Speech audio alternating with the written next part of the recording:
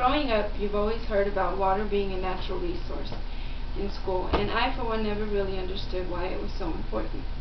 So when you finally stop and actually think about it, realize that natural resources actually mean, well, natural, which also means that water is not man-made. So then you get to thinking, what exactly will happen if water runs out? Well, fortunately for us, water is a renewable resource. The water is not exactly going anywhere. The earth still contains the same amount as always. However, the trouble comes with the actual amount of water that is fit for humans. According to experts, only 3% of the water is fresh, leaving the rest of the water either salt water or water that was at one time fresh but has since been polluted by man and irreversible. Water is taken for granted every day. All we do is turn a knob and out comes water. It's bottled, flushed, wasted, used to wash our clothes, bodies, dishes, cars, water our lawns, and whatever else we can figure to do with it. To bring the actual amount of water we use per day into perspective, think of this. If each person were to use the restroom only once at 1.6 gallons per flush, this would add up to 80,000 gallons of water consumed, not including the water that it would take to wash our hands afterwards. Researchers suggest that if people do not start curbing their water usage, the long-term consequences could be ruinous. Today I want to bring to your attention the importance of conserving our water resources, give some tips on a few things we can do to preserve our water, as well as give a few examples of some of the things that are being done in other countries to help regulate the waste of water. And I will point out some of the benefits that accompany us becoming more resourceful with our water supply.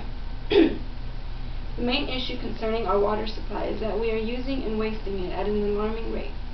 It is imperative that we develop conservation techniques and everyday routines so we can stop being so careless and wasteful. Global population growth is one of the major reasons for the fresh water shortage.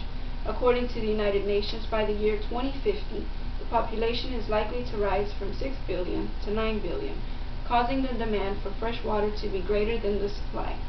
Activists suggest that the demand for fresh water will likely be about 56% above supply. Irresponsible use of our water also plays a great role on the loss of fresh water. Taking those long showers, overwatering the lawn, not turning off the faucets while brushing your teeth, or washing your hands all play an important factor in the large amount of water consumption we face today.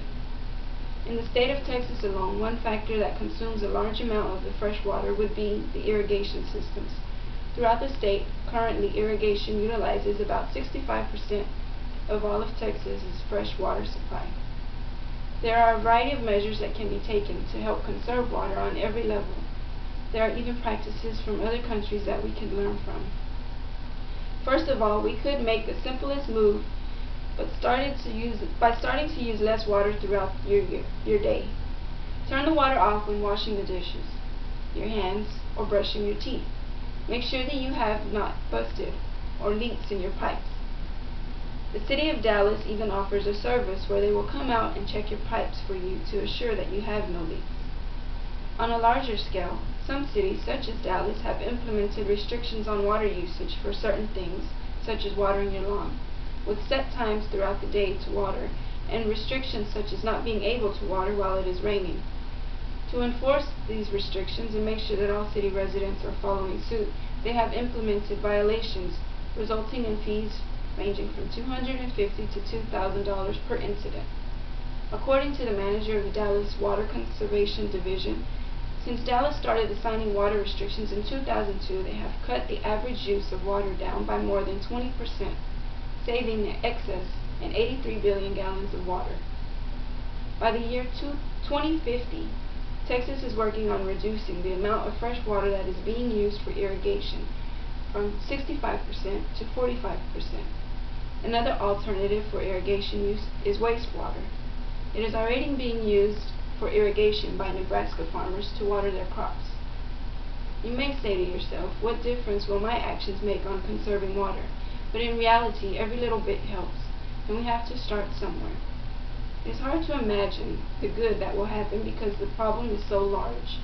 You have to try and think of it this way. What harm could it do?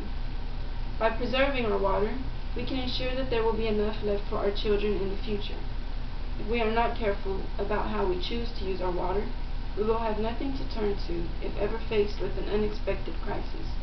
Wildlife animals are already feeling the results of our water resources. What do you suppose will happen to them if when the fresh water declines even more? Water is everything living.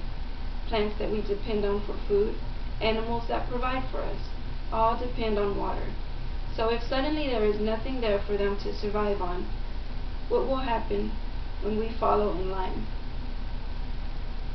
There is no time for procrastination. The longer we wait to move into action, the harder the work is going to be ahead of us.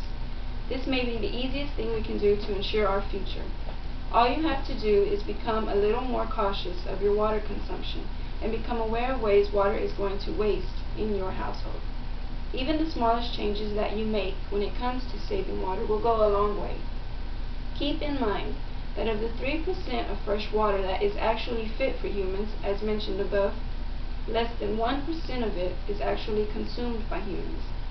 And it is continuing to decline, so you decide, not on whether or not you want to start consuming water, but on how you are going to start. Conserving water is not an option, it is a lifestyle.